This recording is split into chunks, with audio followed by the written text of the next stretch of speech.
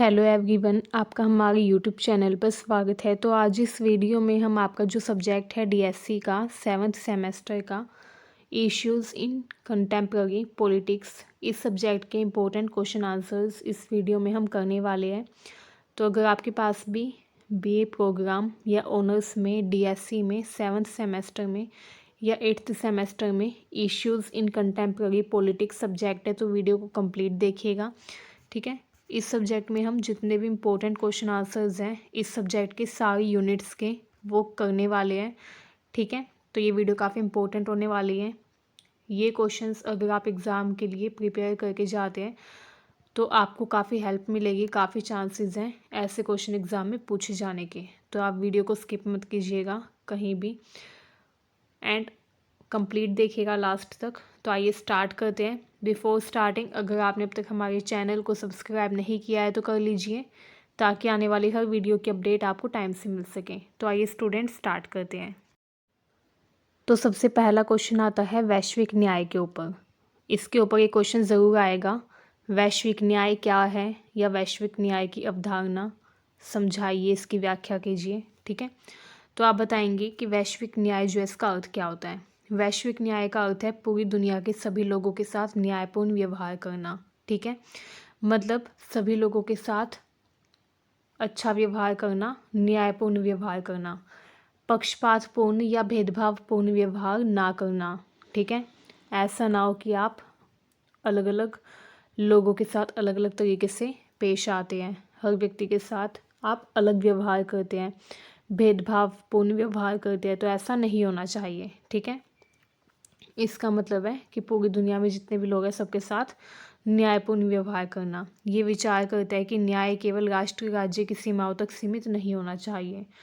जैसे अगर इंडिया में वैश्विक न्याय का कॉन्सेप्ट लागू हुआ है तो ऐसा ना हो कि वैश्विक न्याय जो है सिर्फ भारत के लोगों को ही मिले, ठीक है। भारत में जो विदेशी लोग आते हैं उनके साथ भी हमें न्यायपूर्ण व्यवहार ही करना है, उनके साथ भी हमें भेदभाव या कोई पक्षपात नहीं करना है, ठीक है। तो ये चीज़ ध्यान में रखनी होती है। इस कॉन्सेप्ट में यही कहा जाता है कि वैश्विक न्याय मतलब विश्व के सभी लोगों के साथ न्यायपूर्ण व्यवहार करना, विश्व के सभी लोगों के साथ न्याय करना, सीमाएं ना देखना कि ये हमारी देश का, हमारी कंट्री का व्यक्ति नहीं है तो इसके साथ हम अन्याय करें, ऐसा नहीं होना चाहिए, ठीक है। न्याय सिर्फ राष्ट्र या राज्य की सीमाओं तक सीमित नहीं होना चाहिए बल्कि अंतर्राष्ट्रीय स्तर पर भी लागू होना चाहिए। इसमें ये प्रश्न शामिल है कि अमीर और गरीब देश, शक्तिशाली और कमज़ोर राष्ट्रों तथा विकसित और विकासशील समाज के बीच में न्याय कैसे स्थापित किया जाए। अब ये बहुत ही बड़ा सवाल है कि बात तो सभी करते हैं वैश्विक न्याय की, लेकिन वैश्विक न्याय हम स्थापित कैसे करें, ठीक है। क्योंकि कुछ देश अमीर है, कुछ देश गरीब हैं, कुछ विकसित है, कुछ विकासशील है, कुछ शक्तिशाली है, कुछ कमज़ोर हैं। तो अलग अलग देशों के बीच में हम कैसे वैश्विक न्याय स्थापित कर सकते हैं, ये एक बड़ा सवाल है, ठीक है। वैश्विक न्याय की आवश्यकता क्यों होती है। वैश्विक न्याय की आवश्यकता इसलिए होती है क्योंकि वैश्वीकरण के कारण सभी देश एक दूसरे पर ज़्यादा निर्भर हो गए हैं, ठीक है। एंड क्योंकि सभी देश एक दूसरे पर निर्भर हैं तो वैश्विक न्याय जो है वो भी ज़्यादा ज़रूरी हो जाता है, ठीक है। दूसरा, अंतर्राष्ट्रीय व्यापार, पूंजी प्रवाह, प्रवासन, जलवायु परिवर्तन और युद्ध जैसे मुद्दे सीमाओं से परे प्रभाव डालते हैं। मतलब अंतर्राष्ट्रीय व्यापार, पूंजी प्रवाह, इन सब का प्रभाव पड़ता है सभी देशों के ऊपर, ठीक है।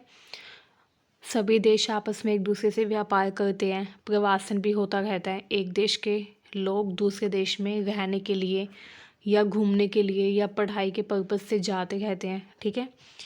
जलवायु परिवर्तन और युद्ध जैसे मुद्दे जो है वो अंतर्राष्ट्रीय स्तर पर होते हैं, ठीक है। अंतर्राष्ट्रीय स्तर पर मतलब हर देश में ये मुद्दे देखने को मिलते हैं, ठीक है। एंड ऐसे में ज़रूरी है कि वैश्विक न्याय बना रहे। अगर वैश्विक न्याय नहीं होगा, मतलब कि अगर हर देश दूसरे देश के साथ भेदभावपूर्ण व्यवहार करेगा, जो अमीर देश है वो गरीब देशों के साथ अन्यायपूर्ण व्यवहार करेंगे, तो इससे क्या होगा, इससे जो गरीब देश है उनके मन में क्रांति जगेगी, ठीक है। एंड इससे फिर युद्ध जैसी स्थिति और भी ज़्यादा प्रबल हो सकती है, वैचारिक टकराव हो सकते हैं। ठीक है, ऐसे में केवल राष्ट्रीय न्याय पर्याप्त नहीं रह जाता।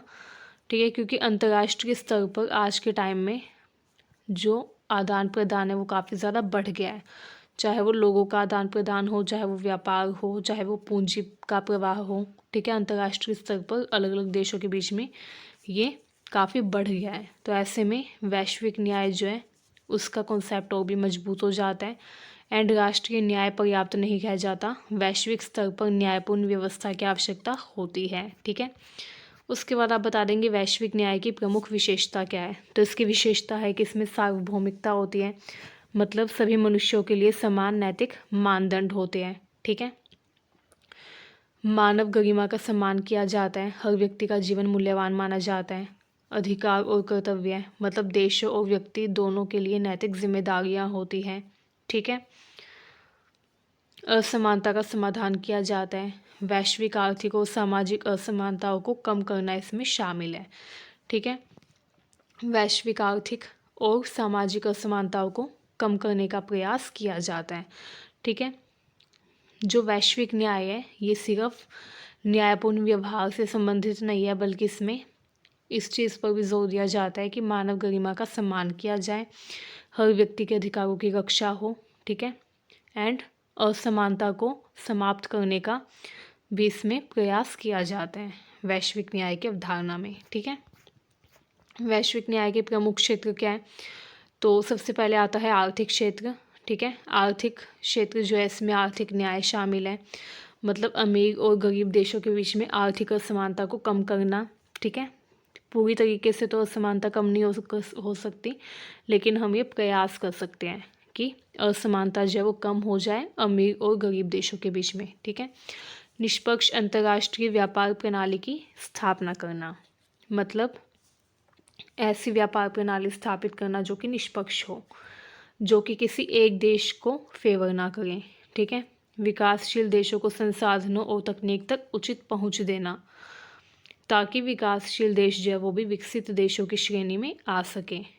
कोई देश विकसित तभी बनता है जब उसको संसाधन और तकनीक पर्याप्त मात्रा में मिलते हैं। ठीक है, तो ये भी सुनिश्चित करना होगा कि विकासशील देशों की पहुंच बढ़े संसाधनों तकनीक तक। ठीक है, तो तभी आर्थिक न्याय हो पाएगा। ठीक है, वैश्विक न्याय का ही एक क्षेत्र है आर्थिक न्याय। ऋण शोषण और नव उपनिवेशवाद जैसी समस्याओं का समाधान करना भी इसमें शामिल है।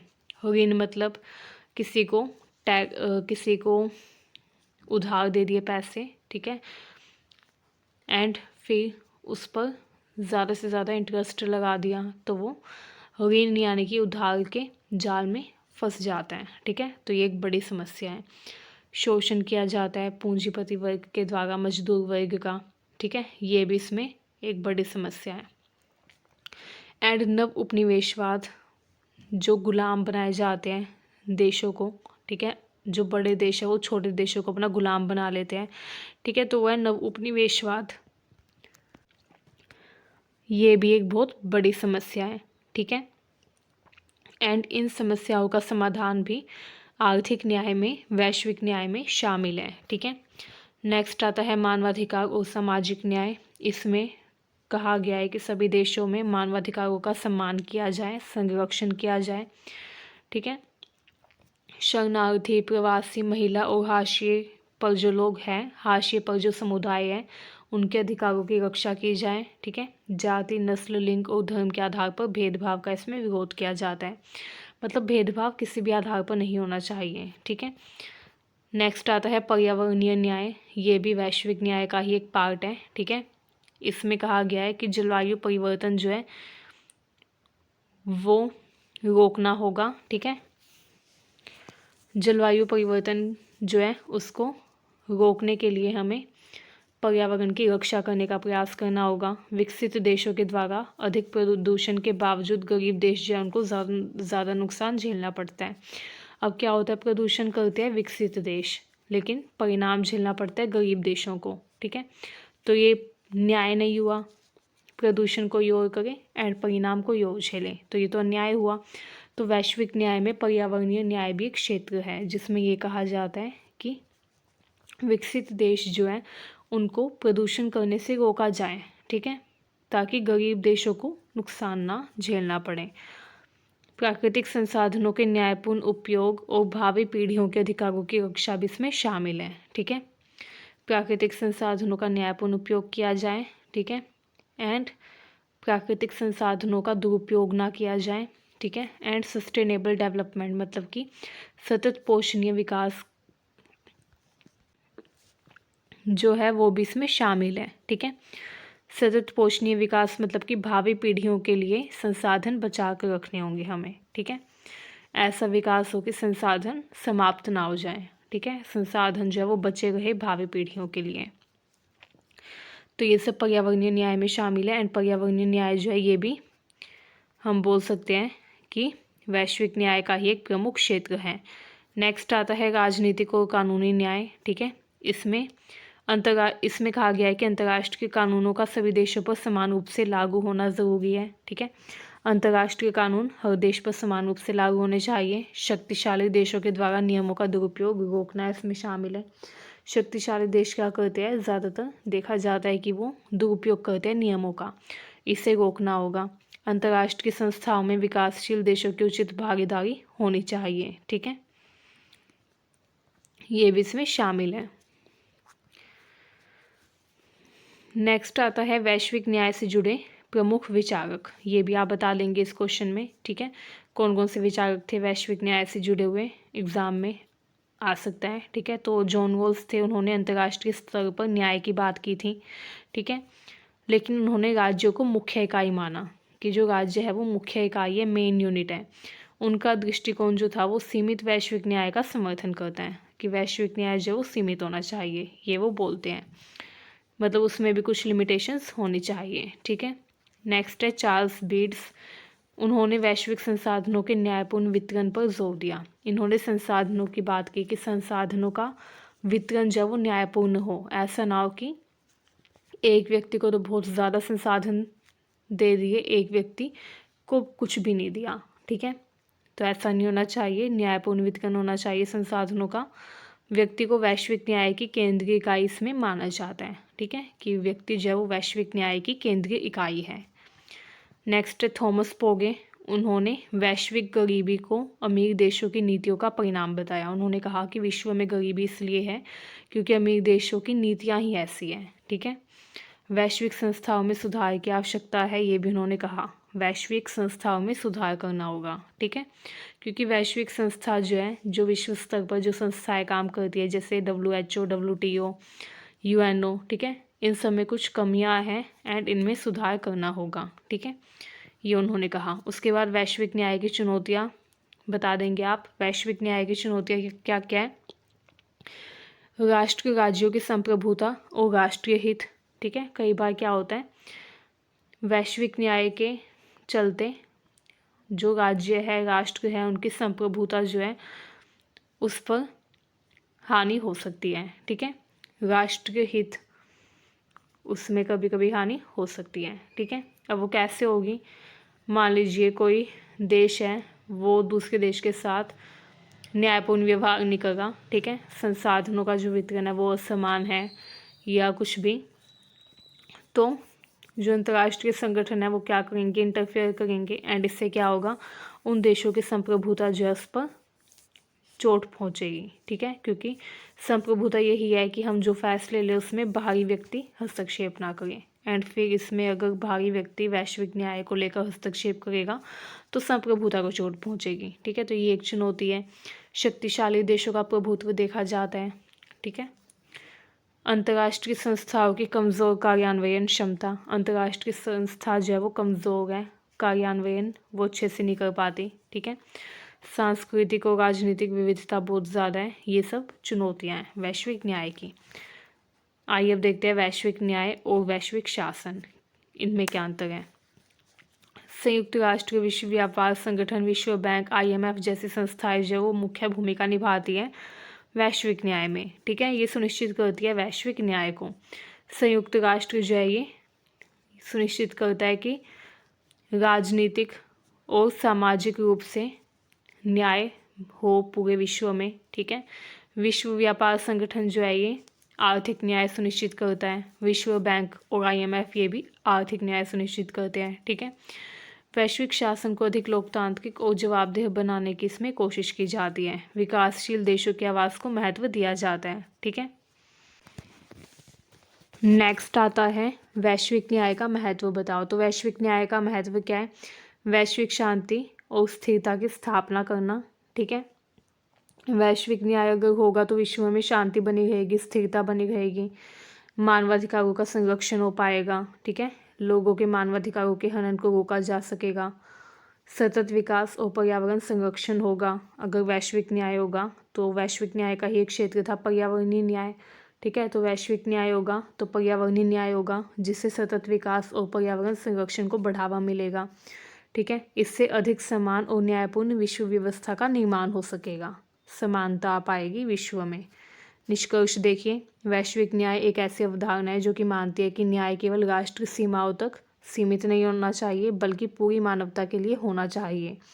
बढ़ती वैश्विक असमानता और पर्यावरण संकट और मानवाधिकार उल्लंघन के संदर्भ में वैश्विक न्याय की अवधारणा आज पहले से कहीं अधिक प्रासंगिक हो गई है। ये मानते हैं कि न्याय जो उसको सीमित मत करो, राष्ट्रीय सीमाओं तक नहीं होना चाहिए न्याय, बल्कि पूरे विश्व में होना चाहिए, पूरी मानवता के लिए होना चाहिए। वैश्विक असमानताओं को कम करने का प्रयास करना चाहिए, पर्यावरण संकट को रोकने का प्रयास करना चाहिए और मानवाधिकार उल्लंघन को खत्म करना चाहिए, ठीक है। तभी वैश्विक न्याय स्थापित हो पाएगा। उसके बाद नेक्स्ट क्वेश्चन आता है कॉस्मोपोलिटनिज्म। कॉस्मोपोलिटनिज्म क्या है, इसका अर्थ क्या है? कॉस्मोपोलिटनिज्म जो है, इसके ऊपर भी एक क्वेश्चन ज़रूर आता है। कॉस्मोपोलिटनिज्म का शाब्दिक अर्थ है विश्व नागरिकता, मतलब वर्ल्ड सिटीजनशिप। ये विचारधारा मानती है कि हर व्यक्ति जो है वो पहले मानव है, बाद में किसी देश का नागरिक है, ठीक है। हर व्यक्ति पहले क्या है, मानव है, फिर वो किसी देश का नागरिक बनता है। इसके अनुसार सभी मनुष्यों की नैतिक समानता होती है, चाहे वे किसी भी राष्ट्र, जाति, धर्म या संस्कृति के हो, ठीक है। अगर इसकी ऐतिहासिक पृष्ठभूमि देखें कॉस्मोपोलिटनिज्म की, तो इस अवधारणा की जड़ें हमें प्राचीन यूनानी दर्शन में, यानी कि यूनानी जो फिलोसफी थी उसमें देखने को मिलती है। डायोजेनिस जो थे उन्होंने स्वयं को कॉस्मोपोलिटन यानी कि विश्व नागरिक कहा, ठीक है। डायोजेनिस जो थे उन्होंने सबसे पहले खुद को बताया कि वो कॉस्मोपोलिटन है। कॉस्मोपोलिटन मतलब कि विश्व के नागरिक है। बाद में कांत ने स्थायी शांति यानी कि परपेचुअल पीस के विचार में कॉस्मोपोलिटन कानून की बात की, ठीक है। कॉस्मोपोलिटन कानून मतलब कि जो विश्व के नागरिकों के लिए कानून हो, ठीक है। अगर इसके मुख्य सिद्धांतों की बात करें तो इसमें पहला सिद्धांत आता है नैतिक सार्वभौमिकता। मतलब इसमें कहा जाता है सभी मनुष्य समान नैतिक मूल्य रखते हैं, किसी भी व्यक्ति के अधिकार केवल उसकी राष्ट्रीयता पर आधारित नहीं होने चाहिए। किसी व्यक्ति के पास क्या अधिकार होंगे ये इस बात पर निर्भर नहीं होना चाहिए कि वो उस राष्ट्र का व्यक्ति है या नहीं, ठीक है। यहाँ पे वही बात आ जाती है मानवाधिकार वाली। कुछ अधिकार है जो कि हर व्यक्ति को मिलने चाहिए, चाहे वो किसी भी देश का हो, जैसे समानता का अधिकार, स्वतंत्रता का अधिकार, ठीक है, जीवन जीने का अधिकार, ये हर व्यक्ति को मिलने चाहिए, चाहे वो किसी भी देश में जाए, किसी भी देश में रहे, किसी भी देश में घूमे, ठीक है। तो कुछ अधिकार ऐसे होते हैं जो राष्ट्रीयता पर आधारित नहीं होने चाहिए, नैतिक रूप से सार्वभौमिक होने चाहिए। व्यक्ति केंद्रित दृष्टिकोण इसमें कहा जाता है। जो कॉस्मोपोलिटनिज्म है इसमें कहा जाता है कि व्यक्ति केंद्रित दृष्टिकोण रखो, राष्ट्र नहीं बल्कि व्यक्ति जो है वो नैतिक चिंता का केंद्रीय इकाई होना चाहिए। राज्य तभी वैध है जब वो मानवाधिकारों की रक्षा करे। अगर राज्य मानवाधिकारों की रक्षा नहीं कर पाएगा तो राज्य जो है वो अवैध हो जाएगा। एंड इसमें यही कहा जाता है कि राज्य या राजा जो है, जो शासक है, वो क्यों है, जनता के लिए है, लोगों की ज़रूरत पूरी करने के लिए, ठीक है। तो इसमें व्यक्ति केंद्रित दृष्टिकोण देखने को मिलता है। नेक्स्ट है वैश्विक उत्तरदायित्व। ये बोलता है कि व्यक्ति और राज्य दोनों की जिम्मेदारी है कि वो दुनिया के अन्य लोगों के प्रति भी नैतिक दायित्व निभाएं, ठीक है। गरीबी, भूखमरी, शरणार्थी संकट जैसे मुद्दे जो वो सभी की साझा जिम्मेदारी की ओर जोर देते हैं। ये बोलते हैं कि कुछ मुद्दे ऐसे हैं जो कि तभी हल हो सकते हैं जब साझा रूप से सभी सहयोग दें, ठीक है। कुछ मुद्दे जैसे गरीबी, भूखमरी, शरणार्थी संकट, इन मुद्दों को हल करने के लिए व्यक्ति और राज्य दोनों की सहभागिता चाहिए, ठीक है। एंड विश्व के सभी देशों की इसमें सहभागिता होनी चाहिए, साझा जिम्मेदारी होनी चाहिए। ठीक है, तो ये वैश्विक उत्तरदायित्व की बात करता है। सीमाओं का नैतिक अतिक्रमण। अब इसमें कहा जाता है राष्ट्र की सीमाएं नैतिक दायित्वों को सीमित नहीं कर सकती। ठीक है, मानव अधिकारों के उल्लंघन पर अंतर्राष्ट्रीय हस्तक्षेप नैतिक रूप से उचित हो सकता है। ठीक है,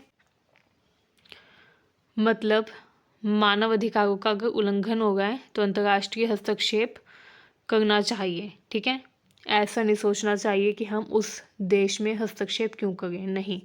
अगर मानव अधिकारों का उल्लंघन हो गया है तो बाकी देशों को भी उस देश में हस्तक्षेप करना चाहिए जिस देश में उल्लंघन हो गया है। ठीक है, मानव अधिकार क्योंकि सबसे ज़रूरी है, तो इसमें सीमाओं का नैतिक अतिक्रमण करने की बात कही जाती है, मतलब कि सीमाओं को भूल जाओ।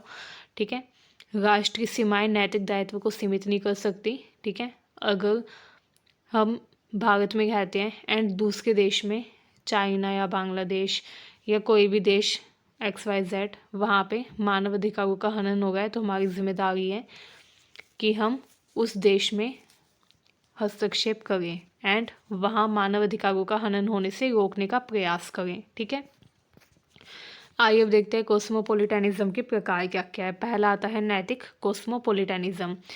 ये सभी व्यक्तियों के लिए समान नैतिक अधिकार की बात करता है कि हर व्यक्ति के पास समान नैतिक अधिकार होते हैं। वैश्विक न्याय और मानवाधिकार पर इसमें जोर दिया जाता है। ठीक है, एक होता है राजनीतिक कॉस्मोपोलिटनिज्म। ये बोलता है कि वैश्विक स्तर पर लोकतांत्रिक संस्था जो है उनकी स्थापना होनी चाहिए। ठीक है, अंतर्राष्ट्रीय कानून और वैश्विक शासन को मजबूत करना भी इसमें शामिल है। नेक्स्ट आता है सांस्कृतिक कॉस्मोपोलिटनिज्म। इसमें विभिन्न संस्कृतियों के बीच संवाद, सहिष्णुता, इन सब के आदान प्रदान की बात होती है। सांस्कृतिक विविधता का सम्मान किया जाता है। ठीक है, आइए अब देखते हैं प्रमुख कॉस्मोपोलिटन विचारक कौन थे। तो इमैनुअल कांत, उन्होंने कॉस्मोपोलिटन कानून और स्थायी शांति की बात की। मार्था नुसबॉम, उन्होंने शिक्षा और वैश्विक नागरिकता की बात की। ठीक है, कि हम सभी विश्व के नागरिक हैं, सिर्फ एक देश के नागरिक नहीं है, तो इसलिए विश्व का नागरिक होने के नाते हमारे जो अधिकार है, मानव अधिकार, वो हमें हर देश में मिलने चाहिए, चाहे हम कहीं भी चले जाएं। ठीक है, क्वामे एंथनी अप्पिया जो थी उन्होंने नैतिक संवाद और विविधता की बात की। थॉमस पोगे जो थे उन्होंने वैश्विक गरीबी और नैतिक जिम्मेदारी की बात की। ठीक है, आइए अब देखते हैं कॉस्मोपोलिटनिज्म और वैश्विक न्याय। कॉस्मोपोलिटनिज्म जो है वैश्विक न्याय का नैतिक आधार प्रदान करता है। ठीक है, ये तर्क देता है कि वैश्विक असमानता और अन्याय का समाधान राष्ट्रीय हितों से ऊपर उठकर किया जाना चाहिए। ठीक है, कॉस्मोपोलिटनिज्म की आलोचनाएं क्या क्या है। ये राष्ट्रीय संप्रभुता को कमज़ोर करता है। ठीक है, व्यावहारिक रूप से लागू करना कठिन होता है। व्यावहारिक रूप से बहुत कठिन है ये लागू करना कि हर व्यक्ति विश्व का नागरिक है। ठीक है, तो बोलना आसान है कि हर व्यक्ति को विश्व का नागरिक समझो, हर व्यक्ति को संसाधन प्रदान करो, न्यायपूर्ण वितरण करो संसाधनों का। ठीक है, ये सब कहना आसान है लेकिन व्यावहारिक रूप से लागू करना कठिन है। ठीक है, सांस्कृतिक विविधताओं की अनदेखी भी इसमें कई बार की जाती है। सांस्कृतिक विविधताओं को नहीं देखा जाता। ठीक है, शक्तिशाली देशों के द्वारा हस्तक्षेप के औचित्य के रूप में दुरुपयोग की भी संभावना है। कई बार क्या करते हैं शक्तिशाली देश जो है वो जानबूझकर कमज़ोर देशों के आंतरिक मामलों में हस्तक्षेप करते हैं, ये बोलकर कि वहाँ पे मानव अधिकारों का हनन हो गया है, जबकि ऐसा होता भी नहीं है कई स्थितियों में। ठीक है, तो इस तरीके से राष्ट्रीय संप्रभुता को भी कमज़ोर करता है, क्योंकि अगर कोई दूसरा देश, दूसरा अंतर्राष्ट्रीय जो संस्था है वो हमारे देश में हस्तक्षेप करेगी तो संप्रभुता का तो हनन होगा है। ठीक है, तो राष्ट्रीय संप्रभुता को ये कमज़ोर भी करता है। ये इसकी आलोचनाएं हैं। समकालीन महत्व क्या है। समकालीन महत्व मतलब आज के टाइम में इसका महत्व भी है। ये मानवाधिकारों की रक्षा करता है, शरणार्थी संकट और प्रवासन को दूर करता है, जलवायु परिवर्तन, वैश्विक शांति और सहयोग, इन सब में मुख्य भूमिका निभाता है। जलवायु परिवर्तन को रोकना, ये सब इसमें शामिल है। ठीक है, निष्कर्ष देखिए, कॉस्मोपोलिटनिज्म एक ऐसी विचारधारा है जो कि पूरी मानवता को एक नैतिक समुदाय मानती है। कि पूरी मानवता एक नैतिक समुदाय है, ठीक है। ये बोलती है कि राष्ट्र की सीमाओं से ऊपर उठकर सोचो, सीमाओं के अंदर बंधे मत रहो। ये सोचो कि हम एक राष्ट्र के नागरिक नहीं है बल्कि पूरे विश्व के नागरिक हैं, मतलब सीमाओं से बाहर जाने की बात करते हैं। वैश्विक न्याय, मानवाधिकार और साझा जिम्मेदारियों को अपनाने की प्रेरणा देता है, ठीक है। आइए अब देखते हैं नेक्स्ट क्वेश्चन। थर्ड क्वेश्चन हमारा आता है सामाजिक बहिष्करण क्या है, इसके अर्थ, रूप और कारण समझाइए, ठीक है। तो सामाजिक बहिष्करण का अर्थ आप बता देंगे। सामाजिक बहिष्करण जो है ये एक प्रक्रिया होती है जिसमें कुछ व्यक्ति और कुछ समूहों को समाज की मुख्य धारा से बाहर कर दिया जाता है, ठीक है। मतलब कि जो मेन स्ट्रीम है उससे उनको अलग कर दिया जाता है। जैसे इंडिया में भी दलितों के साथ हुआ था। जो दलित लोग थे, जो निचली जाति के लोग थे, उनको मुख्य धारा से, समाज के मुख्य भाग से अलग कर दिया गया। ये कहा गया कि वो छूत है, उनको छूने से हम अपवित्र हो जाएंगे। तो ऐसी विचारधारा फैला दी गई जिससे उनके साथ काफ़ी भेदभाव भी किया गया, उनका काफ़ी शोषण भी किया गया, ठीक है। तो सामाजिक बहिष्करण एक प्रक्रिया है जिसमें कुछ लोगों को, कुछ व्यक्तियों को या पूरे समुदाय को, समूह को समाज की मुख्य धारा से बाहर कर दिया जाता है, ठीक है। एंड इसमें जिन लोगों को बाहर किया जाता है समाज से, समाज की मुख्य धारा से, उन लोगों से उनके अधिकार छीन लिए जाते हैं, ठीक है। आर्थिक, सामाजिक, राजनीतिक और सांस्कृतिक अवसरों से उनको वंचित कर दिया जाता है। मतलब कि उनको अवसर नहीं दिए जाते कि वो अपने आप को आर्थिक रूप से या सामाजिक रूप से विकसित करें। उनसे जो अवसर है वो छीन लिए जाते हैं अपने विकास के, ठीक है। ये केवल गरीबी नहीं है बल्कि अधिकार, सम्मान, पहचान और सहभागिता के अभाव की स्थिति है। ये वो स्थिति है जिसमें व्यक्ति जो है वो गरीब तो रह ही जाता है एंड साथ ही साथ उसके अधिकार भी छिन जाते हैं, उसका सम्मान भी छिन जाता है, पहचान भी छिन जाती है और सहभागिता का भी अभाव हो जाता है। मतलब कोई उसका सहभागी भी नहीं होता, उसकी मदद करने वाला, साथ देने वाला, ठीक है। सामाजिक बहिष्करण जो है इसकी मुख्य विशेषताएं क्या है, तो ये एक सामाजिक प्रक्रिया है, ना कि केवल व्यक्तिगत समस्या, ठीक है। इसको हम व्यक्तिगत समस्या नहीं बोल सकते। दलितों के साथ भेदभाव होता था, उनका सामाजिक बहिष्करण किया गया था, उनको वोट देने की मनाही थी, पढ़ाई लिखाई वो नहीं कर सकते थे। ऐसे महिलाओं को भी पढ़ाई लिखाई करने का अधिकार नहीं था, ठीक है। तो ये एक व्यक्तिगत समस्या नहीं थी बल्कि पूरी समाज की समस्या थी, ठीक है। ये बहुआयामी होता है, कई आयाम होते हैं इसके, आर्थिक, सामाजिक, राजनीतिक। जैसे दलित जो थे उनको सामाजिक रूप से बहिष्कृत किया गया था, ठीक है। तो उनके साथ आर्थिक रूप से तो अन्याय होता ही था, उनको रोज़गार नहीं मिलता था, कोई अच्छा रोज़गार वो कर नहीं सकते थे, ठीक है। सामाजिक रूप से भी उनकी प्रतिष्ठा बहुत ही कम थी एंड राजनीति में भी वो प्रवेश नहीं कर सकते थे। तो इस तरीके से सामाजिक बहिष्करण बहुआयामी होता है, इसके विविध आयाम होते हैं, ठीक है। ये संरचनात्मक असमानताओं से उत्पन्न होता है एंड इसमें शक्ति और वर्चस्व की भूमिका महत्वपूर्ण होती है। जो शक्तिशाली होता है वो ही क्या करता है, शोषण करता है समुदाय का, किसी समुदाय का या कुछ लोगों का, ठीक है। एंड उनको सामाजिक रूप से बहिष्कृत करने का काम भी शक्तिशाली लोग ही करते हैं, ठीक है। तो सामाजिक बहिष्करण की प्रक्रिया में शक्ति और वर्चस्व की भूमिका ज़्यादा देखी जाती है, ठीक है। सामाजिक बहिष्करण के प्रमुख रूप क्या है, पहला आता है आर्थिक बहिष्करण, ठीक है। आर्थिक बहिष्करण में क्या होता है, उस व्यक्ति को जिसको बहिष्कृत किया गया है उसको रोज़गार के अवसरों से वंचित कर दिया जाता है कि अब उसको कोई रोज़गार नहीं मिलेगा। रोज़गार दिया भी जाता है तो बहुत ही कम मजदूरी दी जाती है, असुरक्षित काम होता है, ठीक है। बेरोज़गारी बहुत ज़्यादा होती है, ऋण उनको उधार लेने पड़ते हैं पैसे, जिसकी वजह से वो ऋण के जाल में फंस जाते हैं, ठीक है। उनकी भूमि भी चली जाती है क्योंकि वो क्या करते हैं, कई बार अपनी भूमि को गिरवी रखकर ऋण लेते हैं जिससे उनकी भूमि भी चली जाती है, संसाधनों तक भी सीमित पहुंच रह जाती है, ठीक है। इसका उदाहरण है असंगठित क्षेत्र के श्रमिक और भूमिहीन मजदूर, वो ही आर्थिक बहिष्करण का सामना कर रहे हैं वर्तमान में भी, ठीक है।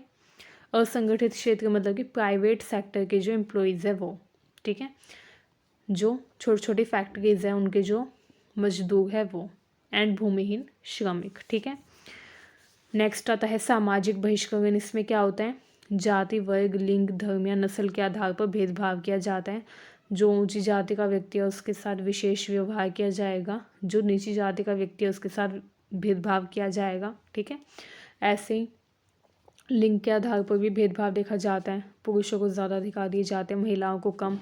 ठीक है, महिलाओं को कम आंका जाता है पुरुषों से, एंड उनको घर में रहने के लिए ही बाध्य किया जाता है। ठीक है, कि वो शिक्षा भी प्राप्त ना करें एंड बाहर जाकर काम भी ना करें। इसके अलावा सामाजिक दूरी, जैसे दलितों के साथ होता था। ठीक है, उनको क्या कर दिया जाता था, ये कहा जाता था कि तुम दूर रहो, उनको कई फीट दूर रहना पड़ता था ऊंची जाति के लोगों से। ठीक है, इसके अलावा दलित बच्चे जो है अगर वो स्कूल में भी जाते थे पढ़ने तो उनको बाहर बिठाया जाता था बाकी बच्चों से अलग। ठीक है, अस्पृश्यता होती है, अलगाव। ठीक है, शिक्षा और स्वास्थ्य सेवाओं से उन्हें वंचित रखा जाता है। एंड उदाहरण है इसका दलित, आदिवासी, अल्पसंख्यक समुदाय। ठीक है, नेक्स्ट आता है राजनीतिक बहिष्करण। ये क्या होता है, इसमें निर्णय निर्माण की प्रक्रिया से बाहर रखा जाता है उस व्यक्ति को या उस समुदाय को। ठीक है, मतदान, प्रतिनिधित्व और राजनीतिक भागीदारी में बाधाएं उत्पन्न की जा रही हैं। वो व्यक्ति जिसको राजनीतिक रूप से बहिष्कृत किया गया है वो व्यक्ति ना तो मतदान कर सकता, ना वो प्रतिनिधि के रूप में चुनाव लड़ सकता, ना ही वो राजनीति में भागीदारी कर सकता। ठीक है, कमज़ोर वर्ग की आवाज़ का दमन कर दिया जाता है। इसका उदाहरण है प्रवासी मजदूर और शरणार्थी। ठीक है, ये राजनीतिक रूप से बहिष्कृत है। नेक्स्ट आता है सांस्कृतिक बहिष्करण। कभी कभी क्या होता है, किसी समूह की भाषा, संस्कृति और पहचान को हीन माना जाता है। ठीक है, सांस्कृतिक परंपराओं और प्रतीकों का दमन करना इसमें शामिल है। ठीक है, मुख्य धारा की संस्कृति को थोपना, मतलब जो बहुसंख्यक लोगों की संस्कृति है उसी को अल्पसंख्यक लोगों की संस्कृति में थोपने का प्रयास किया जाता है। ठीक है, उदाहरण है आदिवासी और क्षेत्रीय भाषाएं। डिजिटल बहिष्करण, इसमें क्या होता है, डिजिटल संसाधनों और तकनीक तक पहुंच का अभाव होता है। ठीक है, इंटरनेट, स्मार्टफोन और डिजिटल साक्षरता की कमी होती है। हर व्यक्ति के पास स्मार्टफोन नहीं होता, इंटरनेट नहीं होता एंड डिजिटल साक्षरता नहीं होती, कुछ लोगों के पास ही होती है। ठीक है, ई शासन और ऑनलाइन सेवाओं से वंचित रह जाता है ऐसे व्यक्ति। अगर आपको मोबाइल चलाना नहीं आता, अगर आप डिजिटल लिटरेट नहीं है, आपको पता नहीं है डिजिटली कैसे क्या काम किया जाता है, तो आप ऑनलाइन सेवाओं से भी वंचित रह जाएंगे एंड ई शासन से भी वंचित रह जाएंगे। ठीक है, तो ये होता है डिजिटल बहिष्करण। आइए देखते हैं सामाजिक बहिष्करण के मुख्य कारण क्या क्या है। तो पहला है गरीबी और आर्थिक असमानता। ठीक है, संसाधनों का असमान वितरण, कुछ लोगों को ज़्यादा संसाधन दिए गए हैं, कुछ लोगों के पास बिल्कुल भी नहीं है। रोज़गार और आय के अवसरों की कमी। ठीक है, रोज़गार कम है, जनसंख्या ज़्यादा है, जिससे बेरोज़गारी बढ़ गई है। ठीक है, जाति, वर्ग और लिंग आधारित भेदभाव, ऐतिहासिक और सामाजिक संरचनाएं ऐसी हैं। ठीक है, ऐतिहासिक अगर पृष्ठभूमि हम देखें तो दलितों के साथ, महिलाओं के साथ इतने टाइम तक भेदभाव हुआ। ठीक है, तो आज भी हम देखते हैं ऐतिहासिक और सामाजिक संरचनाएं ऐसी है जिनके कारण भेदभाव हो रहा है। पितृसत्ता और जाति व्यवस्था इसमें शामिल है। ठीक है, शिक्षा की कमी, लोगों को पता नहीं है कि क्या सही है क्या गलत है, क्योंकि वो शिक्षित नहीं है। ठीक है, गुणवत्तापूर्ण शिक्षा तक लोगों की पहुंच नहीं है और शिक्षा से अवसरों का अभाव रह जाता है। ठीक है, जिससे लोग जो है वो भी अवसर प्राप्त करके अपना कल्याण नहीं कर पाते। ठीक है, राजनीतिक उदासीनता, ये भी एक मुख्य कारण है सामाजिक बहिष्करण का। कभी कभी क्या होता है, जो सरकार है वो ध्यान ही नहीं देती कमज़ोर वर्ग के उत्थान में। ठीक है, नीतियों में कमज़ोर वर्गों की उपेक्षा की जाती है। कानून का प्रभावी क्रियान्वयन ना होना भी इसमें शामिल है। कानून बना तो देते हैं लेकिन उसको इम्प्लीमेंट नहीं करते।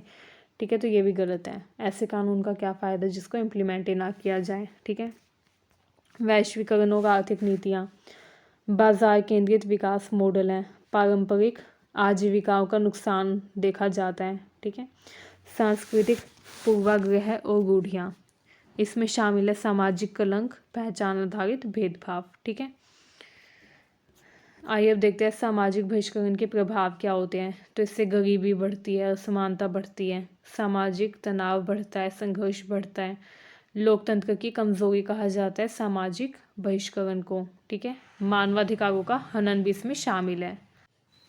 अगर सामाजिक बहिष्करण होगा तो मानवाधिकारों का हनन तो होगा ही, ये तो जाहिर सी बात है। ठीक है, क्योंकि इसमें हनन होना ही है। किसी को अगर समाज से बहिष्कृत कर दिया, समाज की मुख्य धारा से अलग थलग कर दिया, तो उसके अधिकारों का तो हनन यहीं से हो गया। ठीक है, तो मानवाधिकार का हनन भी इसमें होता है। सामाजिक बहिष्करण और सामाजिक समावेशन। अब देखिए, सामाजिक बहिष्करण की विपरीत अवधारणा है सामाजिक समावेशन। ये हम अगले क्वेश्चन में देखते हैं। समावेशन का अर्थ है सभी को समान अवसर देना, समान अधिकार देना और सभी को इज्जत देना, सम्मान देना।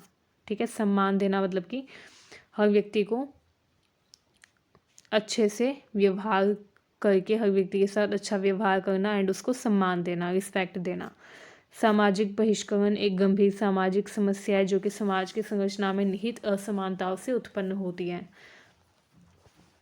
समाज में जो असमानता है उससे उत्पन्न होती है सामाजिक बहिष्करण की समस्या। ठीक है, अब देखिए, दलित लोग जो थे उनके साथ ज़्यादा अन्याय इसलिए हुआ क्योंकि वो आर्थिक रूप से कमज़ोर थे। ठीक है, वो गरीब थे।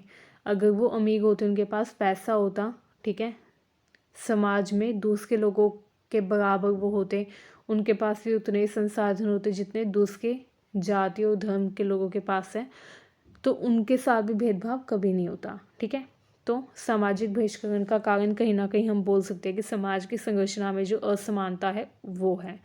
ठीक है, इसका समाधान केवल आर्थिक उपायों से नहीं हो सकता बल्कि सामाजिक, राजनीतिक और सांस्कृतिक सुधारों से संभव है।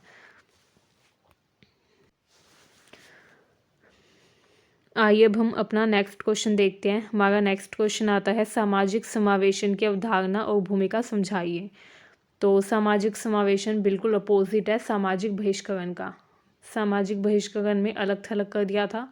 सामाजिक समावेशन में क्या किया जाता है, समाज के सभी व्यक्तियों समूहों को समान अवसर दिए जाते हैं, समान अधिकार दिए जाते हैं और सम्मान दिया जाता है एंड समाज की मुख्य धारा में उन्हें शामिल किया जाता है।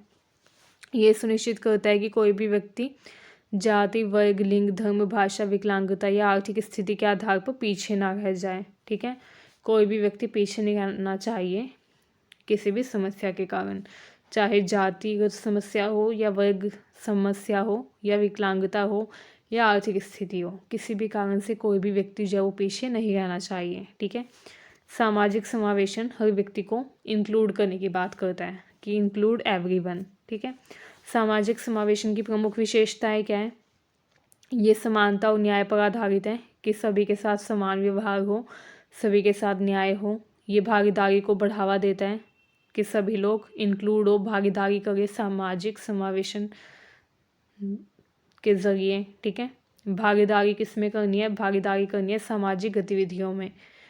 सशक्तिकरण पर इसमें जोर दिया जाता है, दलित और निचले समुदाय के लोग, नीची जाति के लोग, ठीक है, उनको सशक्त करने की इसमें बात की जाती है। मानव गरिमा और अधिकारों का सम्मान करना भी इसमें शामिल है। विविधता में एकता की भावना पर भी ये जोर देता है कि विविधता में एकता की भावना रखो। ठीक है, आइए अब देखते हैं सामाजिक समावेशन के प्रमुख आयाम क्या क्या हैं। पहले आता है आर्थिक समावेशन।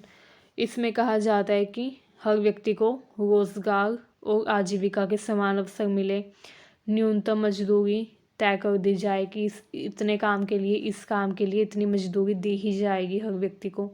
ठीक है, तो न्यूनतम मजदूरी तय कर देनी चाहिए। सामाजिक सुरक्षा और वित्तीय समावेशन होना चाहिए। ठीक है, बैंकिंग, ऋण और सरकारी योजनाओं तक पहुंच होनी चाहिए हर व्यक्ति की। नेक्स्ट आता है सामाजिक समावेशन। इसमें कहा जाता है कि जाति, लिंग और धर्म आधारित भेदभाव नहीं होना चाहिए। शिक्षा और स्वास्थ्य सेवाओं की समान उपलब्धता होनी चाहिए। सामाजिक सम्मान और स्वीकार्यता पर भी इसमें जोर दिया जाता है। ठीक है, नेक्स्ट है राजनीतिक समावेशन। इसमें कहा जाता है मतदान का अधिकार हर व्यक्ति को मिले, हर व्यक्ति राजनीति में भागीदारी कर सके, निर्णय निर्माण में सभी वर्गों की भागीदारी हो। ठीक है, प्रतिनिधित्व और आवाज़ की भी सुनवाई होनी चाहिए। नेक्स्ट आता है सांस्कृतिक समावेशन। इसमें कहा जाता है सभी संस्कृतियों और भाषाओं का सम्मान किया जाए, हर व्यक्ति की सांस्कृतिक पहचान की रक्षा की जाए। बहुलता और सहिष्णुता को ये बढ़ावा देता है। सहिष्णुता मतलब कि हम दूसरे जो धर्म है, दूसरे जो जाति के लोग हैं, उनके धर्म और जाति का भी सम्मान करें। ठीक है, मतलब टॉलरेंस होनी चाहिए। ऐसा ना हो कि हम सिर्फ अपने धर्म का ही बखान करते गए, दूसरे के धर्म को हम कम समझें, दूसरे के धर्म का मजाक उड़ाए, ऐसा नहीं होना चाहिए। ठीक है, सहिष्णुता होनी चाहिए कि हम जितना सम्मान अपने धर्म का करते हैं, अपनी जाति का करते हैं, उतना ही दूसरे के धर्म और जाति का भी करें। ठीक है, डिजिटल समावेशन ये बोलता है कि इंटरनेट तक, डिजिटल तकनीक तक सबकी पहुँच हो। डिजिटल साक्षरता को बढ़ावा दिया जाना चाहिए। ई गवर्नेंस सेवाओं की सुलभता को भी ये सुनिश्चित करता है। ठीक है, आइए अब देखते हैं बहिष्करण को समाप्त करने में सामाजिक समावेशन की क्या भूमिका है। तो बहिष्करण को समाप्त करने में सामाजिक समावेशन की बहुत ही मुख्य भूमिका है। पहला आता है अवसरों की समानता। ठीक है, शिक्षा, रोजगार और स्वास्थ्य में समान अवसर देकर बहिष्करण की जड़ पर प्रहार किया जाता है। जितनी ज़्यादा समानता दी जाएगी उतना ज़्यादा क्या होगा, सामाजिक समावेशन होगा। ठीक है, तो अगर आपको सामाजिक समावेशन करना है तो क्या करो, अवसरों को समान बना दो, समान रूप से अवसर दो, अवसरों की समानता को सुनिश्चित करो। ठीक है, शिक्षा, रोजगार और स्वास्थ्य में समान अवसर देकर बहिष्करण की जड़ पर प्रहार करो। आरक्षण, छात्रवृत्ति और विशेष योजनाओं की भूमिका भी इसमें होती है। ठीक है, आरक्षण दिया जाए, दलितों को जैसे आरक्षण दिया जाता है। ठीक है, छात्रवृत्ति, स्कॉलरशिप दी जाए, विशेष योजनाएं दी जाए, ताकि अवसरों में समानता लाई जा सके। ठीक है,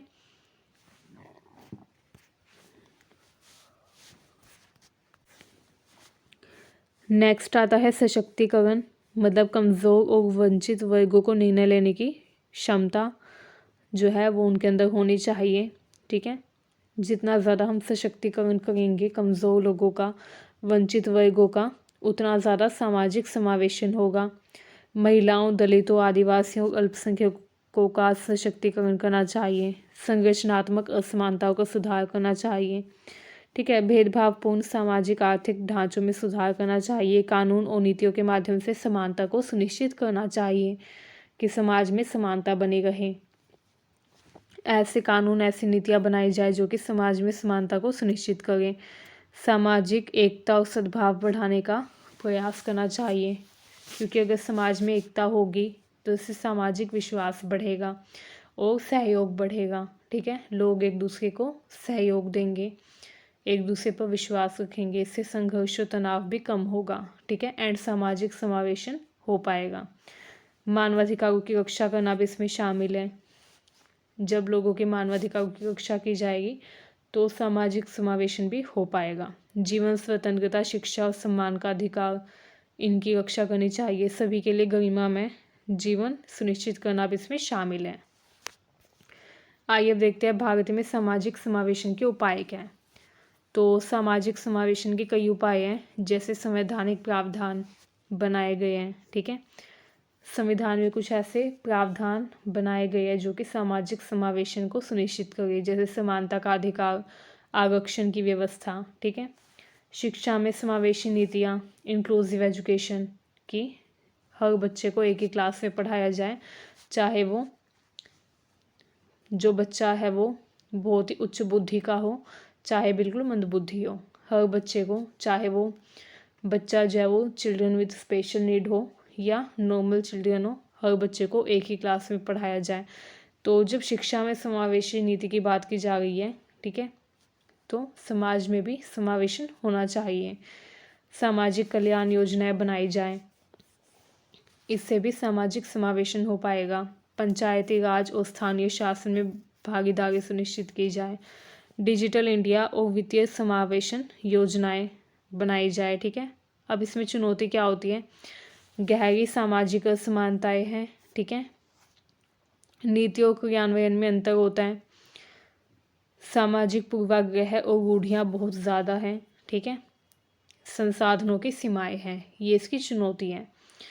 मतलब सामाजिक समावेशन हम करें कैसे जब इतनी ज़्यादा असमानता है समाज में। ठीक है, कुछ लोगों के पास बहुत ज़्यादा संसाधन है, कुछ लोगों के पास है ही नहीं। ठीक है, नीतियों क्रियान्वयन में अंतर है। सरकार नीति तो बना देती है, उनका क्रियान्वयन नहीं करती, उनको लागू नहीं करती, इम्प्लीमेंटेशन स्लो है। सामाजिक पूर्वाग्रह, रूढ़िवादिता कितनी ज़्यादा है। ठीक है, अब समाज में ही ऐसी रूढ़िवादिता फैली हुई है कि जो महिलाएं हैं वो बाहर का काम नहीं कर सकती, महिलाएं राजनीति नहीं संभाल सकती। ठीक है, महिलाएं जो है वो राजनीति में खड़ी नहीं हो सकती, नेता नहीं बन सकती। तो ये रूढ़िवादिता है। तो ये जो रूढ़िवादिता है ये भी मुख्य चुनौती है सामाजिक समावेशन में। इसके अलावा समावेशन सुनिश्चित करने के लिए पैसा भी चाहिए। ठीक है, संसाधन भी चाहिए, लेकिन संसाधन कम है, संसाधनों की सीमाएं है, ये भी एक बड़ी चुनौती है। आइए अब निष्कर्ष देख लेते हैं। सामाजिक समावेशन एक ऐसी प्रक्रिया है जो सभी को साथ लेकर चलने वाले समाज की कल्पना करती है कि सबको साथ लेकर चलना है। ये सामाजिक बहिष्करण को समाप्त करने का सबसे प्रभावी माध्यम है। ठीक है, एंड ये अवसरों की समानता, सशक्तिकरण और मानव गरिमा पर आधारित है। एंड एक न्यायपूर्ण और लोकतांत्रिक समाज के लिए समावेशन काफ़ी ज़्यादा अनिवार्य है। ठीक है, नेक्स्ट क्वेश्चन आता है सशक्तिकरण क्या होता है, सशक्तिकरण की राजनीति क्या है, इसका अर्थ और भूमिका बताओ। तो सशक्तिकरण की जो राजनीति है इसका मतलब है वो राजनीतिक, सामाजिक और आर्थिक प्रक्रिया जिनके माध्यम से हाशिए पर पड़े लोगों को शक्ति दी जाती है, अधिकार दिए जाते हैं और निर्णय लेने की क्षमता प्रदान की जाती है। ठीक है, जैसे कि आपको नाम से पता चल गया, शब्द से पता चल गया सशक्तिकरण। सशक्तिकरण मतलब कि ऐसी प्रक्रिया जिसके द्वारा जो लोग हाशिए पर पड़े हुए हैं उनको शक्ति दी जाती है। एंड शक्ति उनको कैसे मिलेगी, जब उनको अधिकार दिए जाएंगे। तो उन लोगों को अधिकार दिए जाते हैं, शक्ति दी जाती है, क्षमता दी जाती है कि वो अपने निर्णय खुद ले सकें। ठीक है, तो ये एक प्रक्रिया होती है, राजनीतिक, सामाजिक और आर्थिक प्रक्रिया होती है। ठीक है, राजनीतिक अधिकार दिए जाते हैं उनको जो हाशिए पर लोग पड़े हुए हैं। ठीक है, सशक्त करने के लिए राजनीति में आरक्षण की व्यवस्था की जाती है कि वो लोग राजनीति में आ सकें, क्योंकि जब वो राजनीति में आएंगे तो सशक्तिकरण होगा उनका। शक्ति दी जाती है मतलब कि उनको राजनीति में आना मतलब कि शक्ति प्रदान करना। ठीक है, तो जो हाशिए पर पड़े हुए लोग हैं, आदिवासी हो गए या छोटी जाति के लोग हो गए, उनको क्या किया जाता है, राजनीति में आरक्षण दिया जाता है जिससे वो शक्तिशाली बने। ठीक है, उनको सशक्त करने के लिए राजनीति में उनके लिए सीट आरक्षित की जाती है। ऐसे ही सामाजिक रूप से भी उनको अधिकार दिए जाते हैं। ठीक है, आर्थिक प्रक्रिया जो है इसके ज़रिए उनको आर्थिक रूप से सशक्त करने का भी प्रयास किया जाता है, रोजगार देकर। ठीक है, इसका उद्देश्य है केवल कल्याण देना नहीं बल्कि शक्ति के असमान संबंधों को बदलना। ये बोलता है कि ऐसा नहीं होना चाहिए कि कुछ लोगों के पास राजनीतिक शक्ति हो, सामाजिक शक्ति हो, आर्थिक शक्ति हो। हर व्यक्ति के पास समान शक्तियाँ होनी चाहिए। ठीक है, चाहे कोई व्यक्ति किसी भी जाति का हो, किसी भी धर्म का हो, हर व्यक्ति को राजनीति में आने का अधिकार होना चाहिए कि वो राजनीति में चुनाव लड़ सके। ठीक है, हर व्यक्ति को रोजगार करने का अधिकार होना चाहिए ताकि वो धन अर्जित करके अपना कल्याण कर सके। ये राजनीति दया या सहायता आधारित दृष्टिकोण की बजाय अधिकार और सहभागिता आधारित दृष्टिकोण पर आधारित होती है।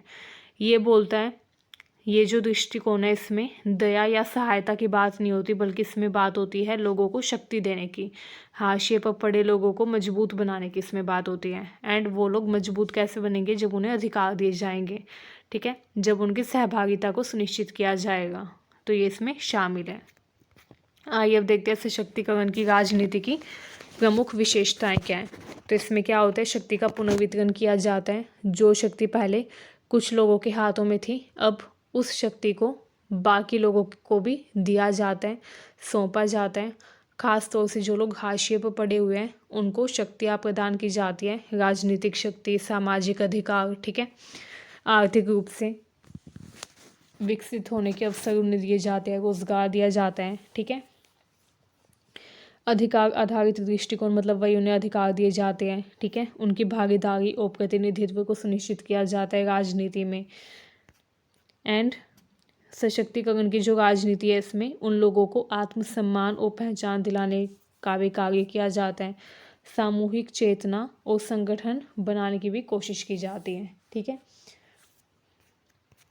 आइए अब देखते हैं सशक्तिकरण की राजनीति के प्रमुख क्षेत्र क्या हैं। तो सबसे पहले आता है राजनीतिक सशक्तिकरण।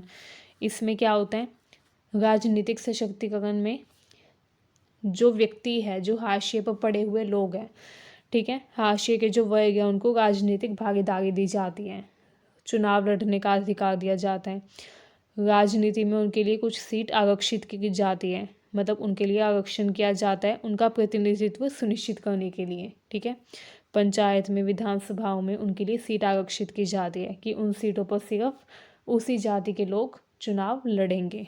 ठीक है, निर्णय निर्माण जो है इस तक उनकी पहुंच सुनिश्चित की जाती है। ठीक है, मतलब हाशिए पर जो लोग पड़े हुए हैं वो भी निर्णय निर्माण कर सकें। ठीक है, इसके लिए उनको क्षमता प्रदान की जाती है, संस्थाओं तक उनकी पहुंच सुनिश्चित की जाती है।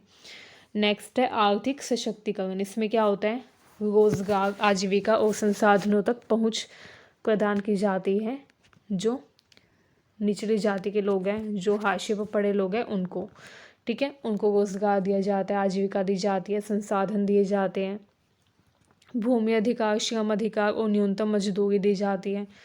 ठीक है, स्वयं सहायता समूह यानी कि जो सेल्फ हेल्प ग्रुप हैं वो बनाए जाते हैं ताकि वो सशक्त हो सके। आपने पढ़ा होगा सेल्फ हेल्प ग्रुप के बारे में, स्वयं सहायता समूह। इसमें क्या होता है, बहुत सारे जो लोग हैं वो आपस में मिलकर अपना एक ग्रुप बना लेते हैं। ठीक है, उस ग्रुप में किसी को भी अगर किसी भी चीज़ की ज़रूरत हो तो वो उस व्यक्ति को वो चीज़ प्रोवाइड करवाते हैं। ठीक है, जैसे किसी को पैसे चाहिए हो या कोई वस्तु चाहिए हो, ठीक है, तो उस ग्रुप के लोग जो है वो उस व्यक्ति को वो वस्तु, वो पैसे प्रोवाइड करवाते हैं। ठीक है, नेक्स्ट आता है सामाजिक सशक्तिकरण। इसमें क्या होता है, जाति, लिंग, धर्म आधारित भेदभाव का विरोध किया जाता है। ठीक है, शिक्षा और स्वास्थ्य तक समान पहुंच को सुनिश्चित किया जाता है कि हर व्यक्ति की समान पहुंच हो, शिक्षा तक समान पहुंच हो, स्वास्थ्य तक। ठीक है, सामाजिक सम्मान और गरिमा की पुनः स्थापना की जाती है। सांस्कृतिक सशक्तिकरण। इसमें क्या होता है, हाशिए के वर्गों की पहचान की जाती है, ये देखा जाता है कौन से लोग हैं जो कि हाशिए पर हैं, उनकी संस्कृति क्या है। ठीक है, उनकी संस्कृति को स्वीकृति दिलाई जाती है, प्रतीकात्मक प्रतिनिधित्व किया जाता है उनकी भाषा का, इतिहास का। ठीक है, प्रभुत्वशाली संस्कृति की आलोचना की जाती है। आइए अब देखते हैं सशक्तिकरण की राजनीति हाशिए के वर्गों को कैसे सक्षम बनाती है। तो सशक्तिकरण की जो राजनीति है वो हाशिए पर पड़े लोगों को सक्षम भी बनाती है, उनको आवाज़ और प्रतिनिधित्व प्रदान करके, हाशिए के वर्गों को अपनी बात स्वयं कहने का अवसर देकर। ठीक है, जो सशक्तिकरण की राजनीति है ये अवसर देती है हाशिए पर पड़े लोगों को कि वो अपनी बात खुद कह सकें। ठीक है, अपनी बातों को अभिव्यक्त कर सकें, अभिव्यक्ति की स्वतंत्रता उन्हें देती है, नेतृत्व का विकास करती है, मतलब कि नेता बनने के गुण उनमें विकसित करती है।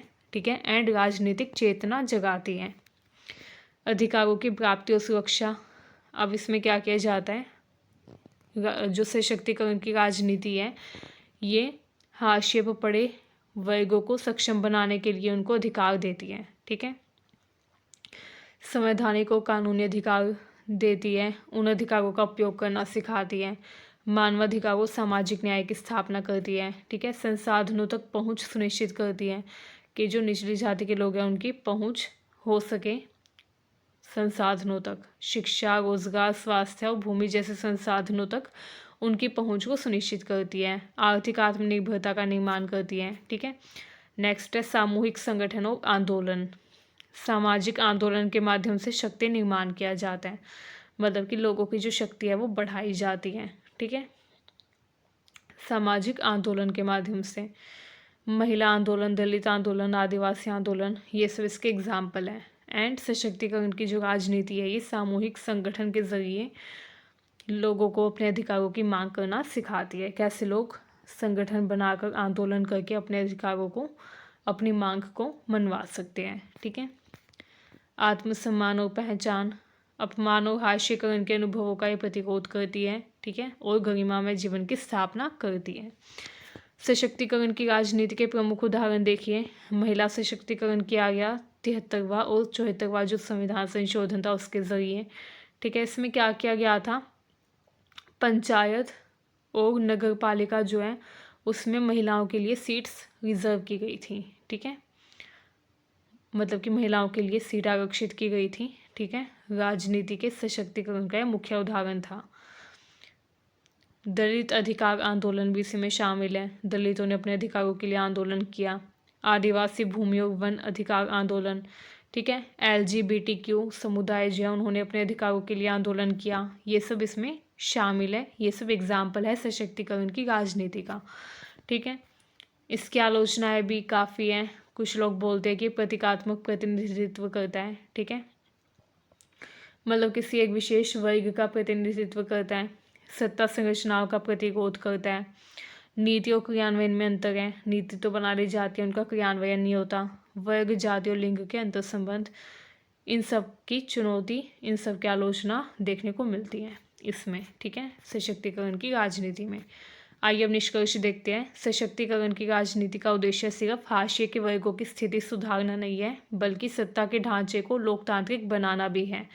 ये राजनीति अधिकार, भागीदारी और गरिमा के माध्यम से हाशिए के वर्गों को सक्षम बनाती है एंड एक समावेशी और न्यायपूर्ण समाज की भी नींव रखती है। समाज ऐसा जो कि न्यायपूर्ण हो, समावेशी हो, ठीक है, जिसमें हर व्यक्ति के अधिकार और गरिमा की रक्षा हो सके। नेक्स्ट क्वेश्चन आता है मानवाधिकार के ऊपर, ठीक है। ये क्वेश्चन भी बहुत इंपॉर्टेंट है। इसमें पूछा जाता है मानवाधिकार की अवधारणा के बारे में बताइए, मानवाधिकार की व्याख्या कीजिए, ठीक है। तो मानवाधिकार का अर्थ क्या है पहले आप ये बता देंगे। मानवाधिकार वे मौलिक और सार्वभौमिक अधिकार हैं, अविभाज्य अधिकार हैं, जो कि प्रत्येक व्यक्ति को इसलिए मिले हैं क्योंकि वो मनुष्य है, ठीक है।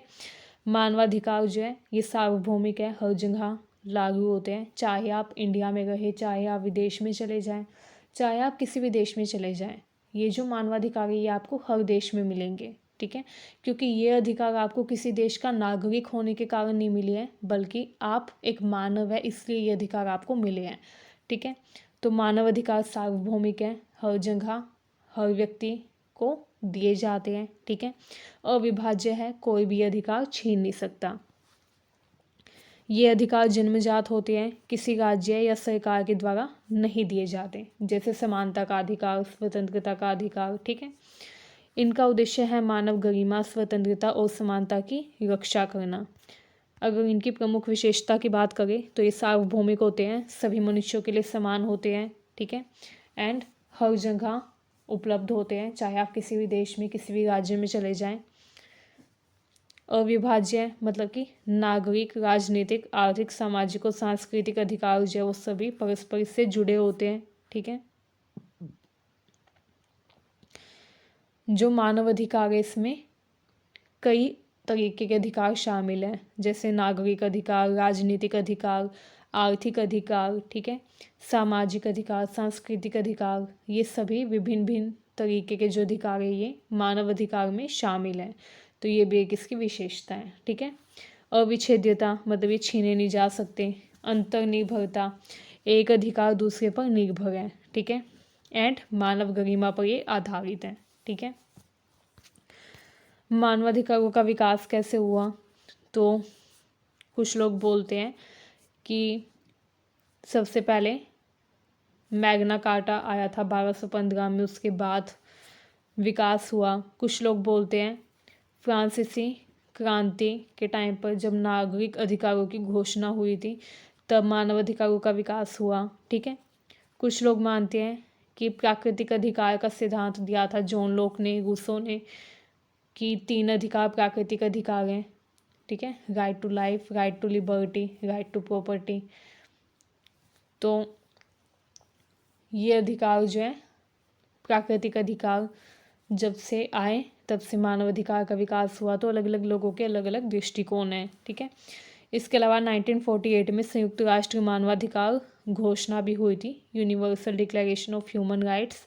इसमें भी मानव अधिकारों की बात की गई थी पहली बार 1948 में 10 दिसंबर को। इसलिए हर साल 10 दिसंबर को ह्यूमन राइट्स डे भी मनाया जाता है उसी याद में। ठीक है, अब मानव अधिकारों पर मुख्य बहस कौन सी है? Major debates of humanitarian rights, आइए देखते हैं। मानव अधिकारों पर कई तरीके की बहस देखने को मिलती है। पहला है सार्वभौमिकता बनाम सांस्कृतिक सापेक्षता। कुछ लोग बोलते हैं मानव अधिकार सभी संस्कृतियों में समान रूप से लागू है। कुछ लोग बोलते हैं कि हर समाज की संस्कृति अलग है एंड अधिकारों की व्याख्या भी अलग है। तो ये भी बहस चलती है एक। कुछ लोग इसको सार्वभौमिक बताते हैं, कुछ लोग बताते हैं कि इसमें सांस्कृतिक सापेक्षता है। ठीक है, बहस का मुद्दा इसमें यह है कि क्या पश्चिमी मानवाधिकार अवधारणा सभी पर थोपी जा सकती है या नहीं। ठीक है, क्या मानवाधिकार हर व्यक्ति पर थोपे जाने चाहिए या हर व्यक्ति जो है उसको ऑप्शन मिलना चाहिए। ठीक है, कि वो अधिकार जो है वो प्राप्त करना चाहता है या नहीं। तो ये भी मुख्य बहस का मुद्दा है। नेक्स्ट है राज्य की संप्रभुता बनाम मानवाधिकार। इसमें कुछ लोग बोलते हैं कि राज्य जो है वो अक्सर मानवाधिकारों को आंतरिक मामला बताते हैं एंड आंतरिक मामला बताते हुए वो मानवाधिकारों का क्या करते हैं? हनन करते हैं। अपने राज्य के लोगों के मानवाधिकारों का हनन करते हैं। ठीक है, एंड कोई और अगर बोले कि आप अपने राज्य के लोगों के मानवाधिकारों का हनन क्यों कर रहे हैं, तो वो बोलते हैं कि हमारा आंतरिक मामला है। ठीक है, राज्य की संप्रभुता का नाम लेकर वो इससे अपना आंतरिक मामला बता देते हैं। जबकि मानवाधिकार समर्थक मानते हैं कि संप्रभुता जो है मानवाधिकार उल्लंघन का बहाना नहीं हो सकती। ठीक है, मतलब कोई मानव अधिकार उल्लंघन कर रहा है तो हमें उसको रोकना है, भले वो कितने भी बहाने बनाए संप्रभुता को लेकर। ठीक है, नागरिक राजनीतिक बनाम आर्थिक सामाजिक अधिकार।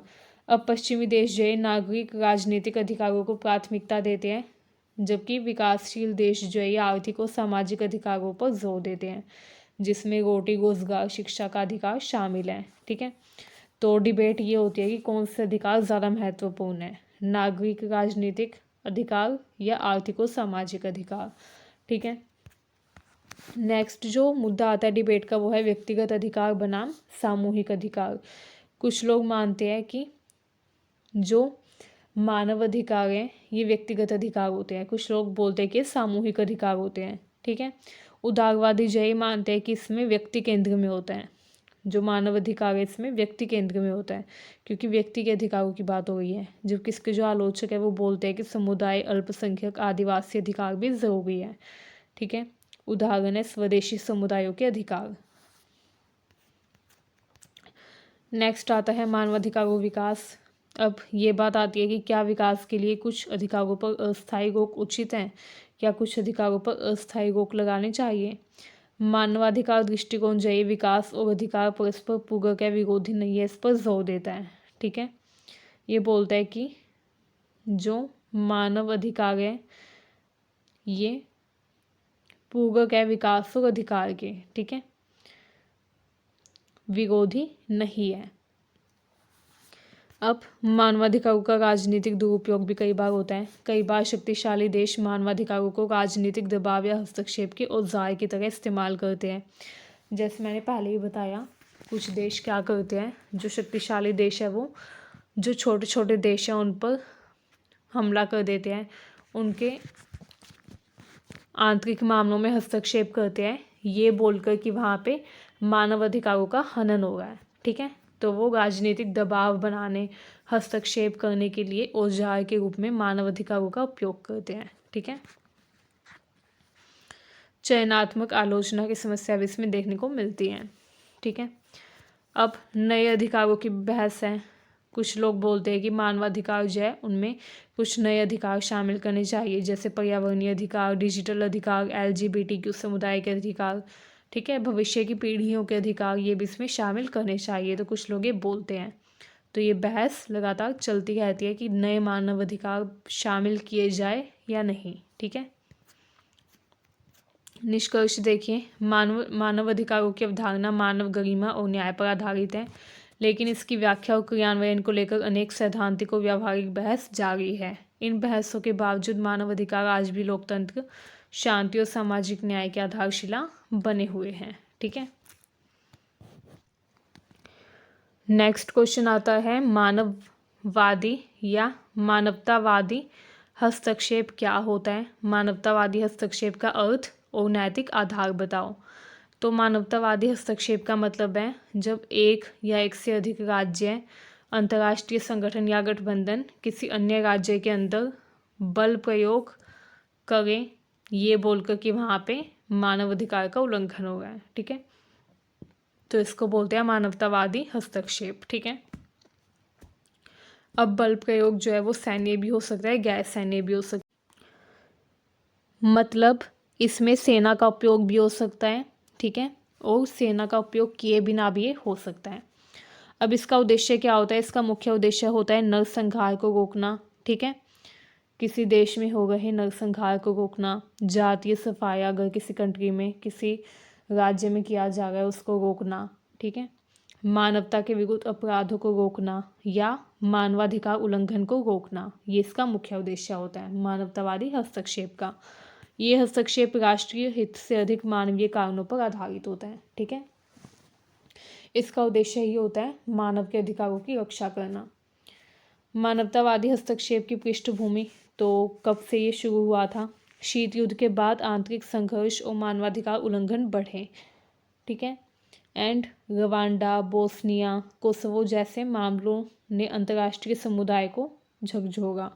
इससे ये प्रश्न उठा कि क्या राज्य की संप्रभुता मानव जीवन से ऊपर है?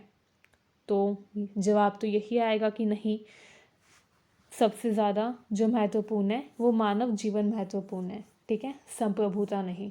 तो इसलिए अगर मानव जीवन को बचाने के लिए हमें किसी राज्य, किसी देश की संप्रभुता का उल्लंघन भी करना पड़े तो हमें कर देना चाहिए। ठीक है, तो इस तरीके से मानवतावादी हस्तक्षेप किया गया आंतरिक संघर्ष और मानवाधिकार उल्लंघन को रोकने के लिए। ठीक है, मानवतावादी हस्तक्षेप के नैतिक आधार भी हैं, जैसे मानव गरिमा और मानव जीवन की सर्वोच्चता।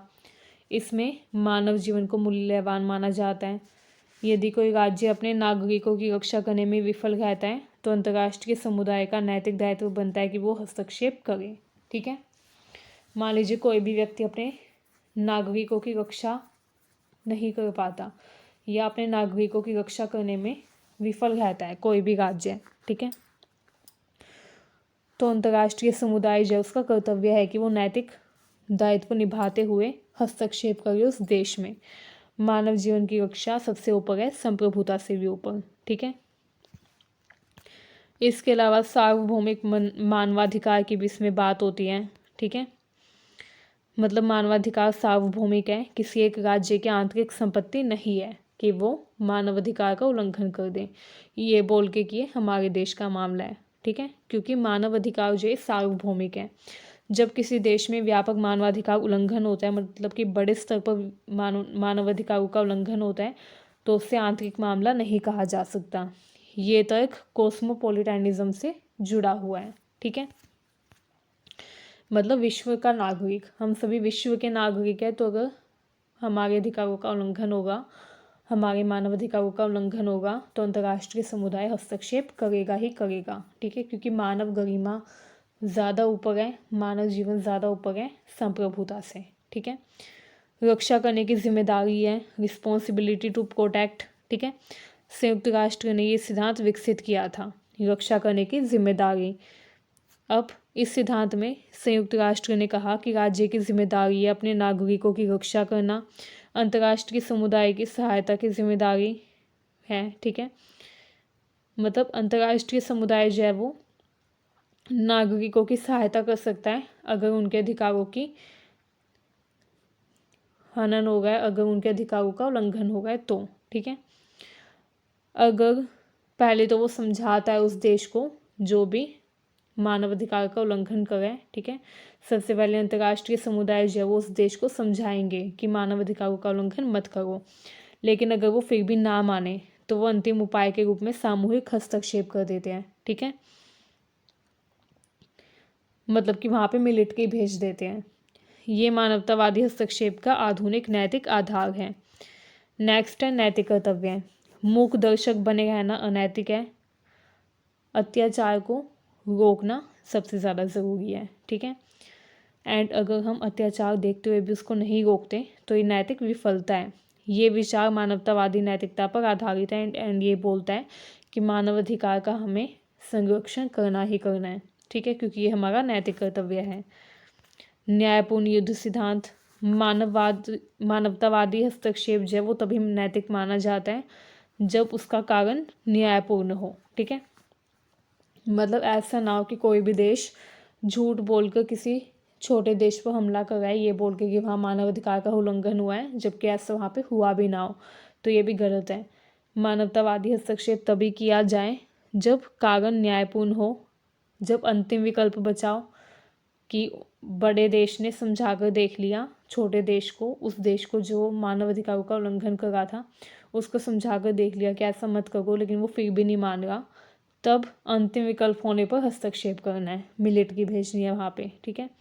अनुपातिक बल का उपयोग निर्दोष नागरिकों की रक्षा करने के लिए, ठीक है, तब मानवतावादी हस्तक्षेप को नैतिक माना जाता है।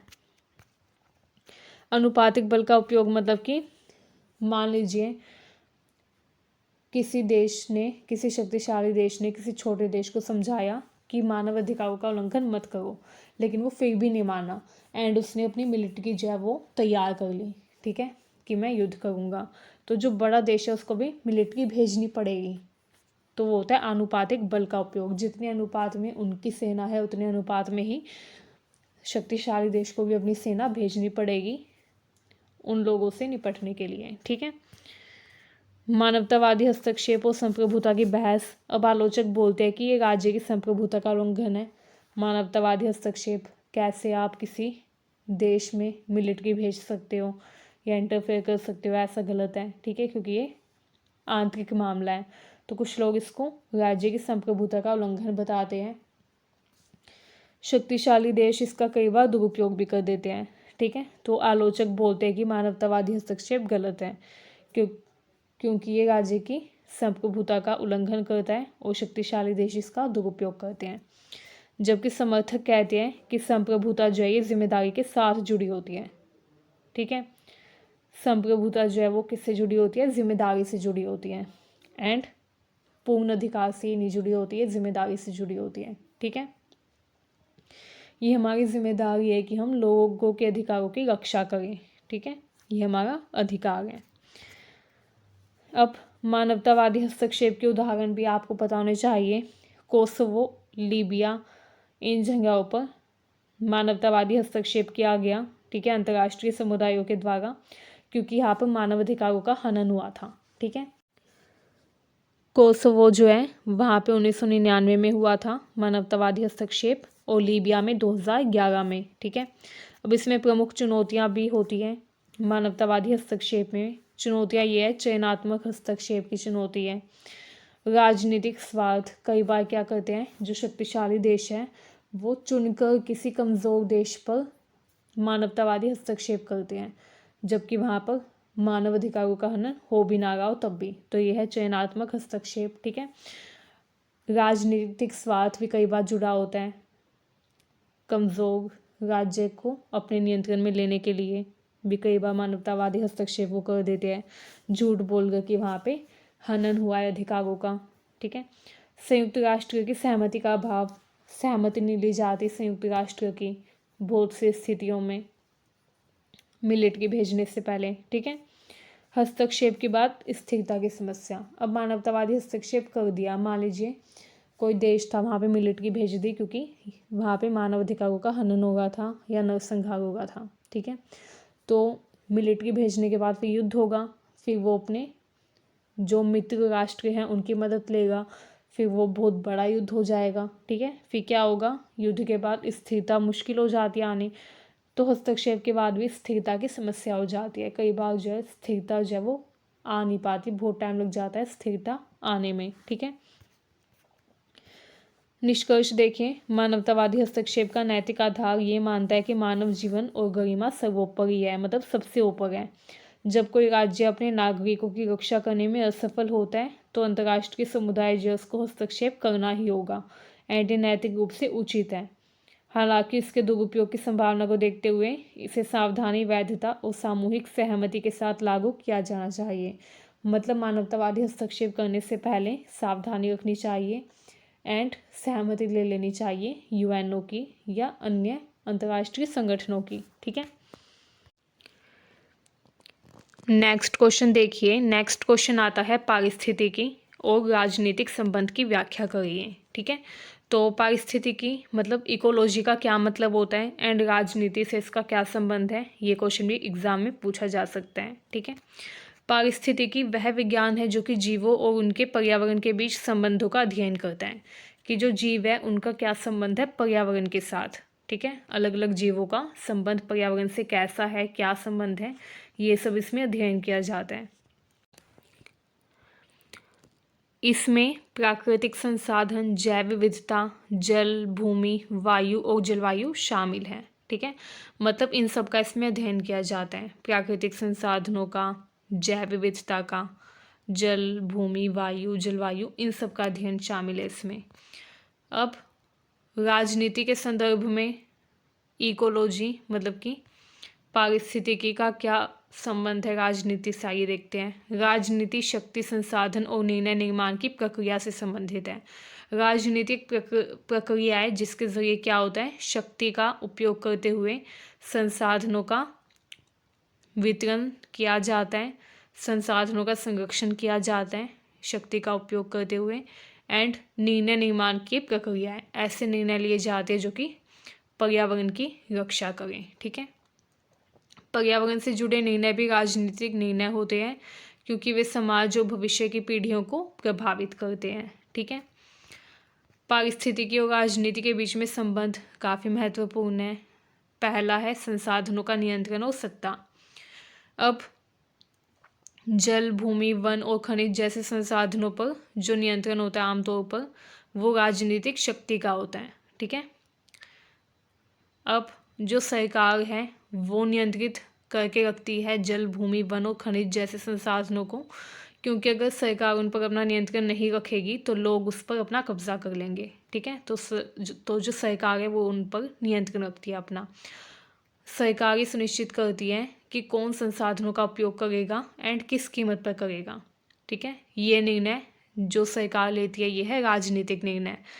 इससे संघर्ष, असमानता और बहिष्करण पैदा होता है। ठीक है, कई बार बहुत ज़्यादा मूल्य पर संसाधन जो हैं वो प्रोवाइड करवाए जाते हैं, प्रदान करवाए जाते हैं, जैसे कोयला, पेट्रोलियम, डीजल। ठीक है, ये कितने महंगे हो गए हैं वर्तमान में भी हम देखें तो इससे क्या होता है, संघर्ष होता है, असमानता, क्योंकि हर व्यक्ति अफोर्ड नहीं कर सकता वो चीज़ खरीदना फिर अगर महंगी होगी तो। ठीक है, एंड बहिष्करण पैदा होता है। पर्यावरणीय संकट और नीति निर्माण।